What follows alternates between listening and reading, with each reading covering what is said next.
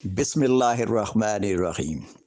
मैं हूं खालिद लोधी लंदन से, बोलते कालम दिल की बातें के साथ।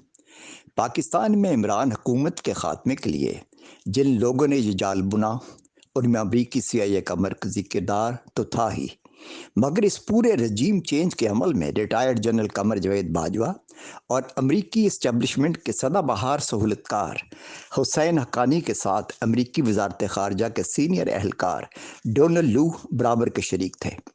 साइफर हुकूमत पाकिस्तान को अपने डिप्लोमेट के ज़रिए मौसूल हुआ, फिर हमारी वजारत खारजा ने अपने तयशुदा तरीक़ाकार के ज़रिए इसे अपने मुतलका अफसरान को भेज दिया, यानी वज़ीर खारजा और फिर वज़ीर आज़म तक ये साइफर आन पहुँचा।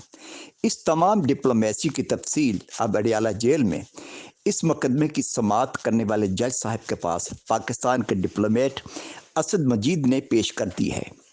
मुकदमे की समाअत चूँकि जारी है, लिहाजा मजीद इस इशू पर बात करना नामुनासिब है।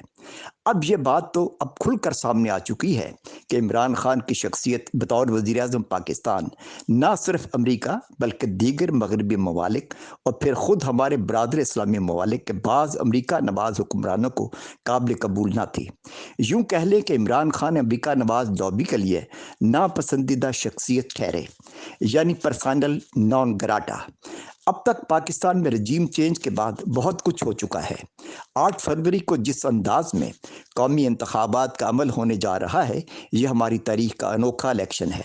तमाम के तमाम कौमी इदारे, जिनमें हमारे अस्करी इदारों से लेकर सुप्रीम कोर्ट ऑफ पाकिस्तान और फिर सूबों की मुकामी इंतज़ामिया, सब के सब इस बिना पर एक पेज पर हैं कि इमरान खान को किसी भी कीमत पर पाकिस्तानी सियासत से निकाल बाहर करना है।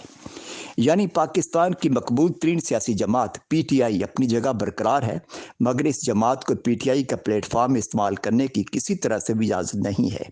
दूसरी जानब अब ये हो रहा है कि पाकिस्तान के इर्द गिर्द सरहदों पर जो हालात हैं और ख़त्े में जो सूरत हाल है, इसके तनाज़ुर में अमरीका की भरपूर कोशिश रही है कि सरजमीन पाकिस्तान पर फ़ौजी अड्डा हासिल करके अमरीका इस ख़त्े में न सिर्फ अफ़गानिस्तान और ईरान बल्कि चीन पर भी अपनी अस्करी नज़र बरकरार रख सके।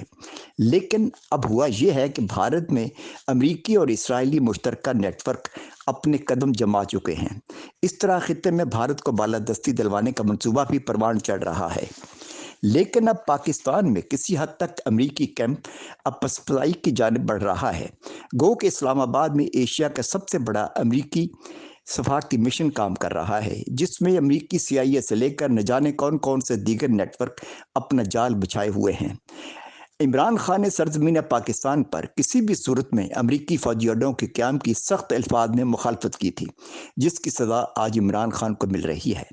आलमी सतह पर अब यह खुलकर सामने आ चुका है कि पाकिस्तान में इमरान खान की हुकूमत अमरीकी CIA के सहूलतकारों के हाथों गिराई गई, जो कि एक जमहूरी हुकूमत थी और करप्शन के खिलाफ खात्मे के लिए भरपूर कोशिश कर रही थी। हमेशा ही से पाकिस्तानी सियासत में अमरीका ने जरदारियों, शरीफों और दीगर चंद फौजी जनरलों को अपना हमनवा बनाकर इक़दार माफिया को पाकिस्तान की सरजमीन पर मजबूत बनाए रखा।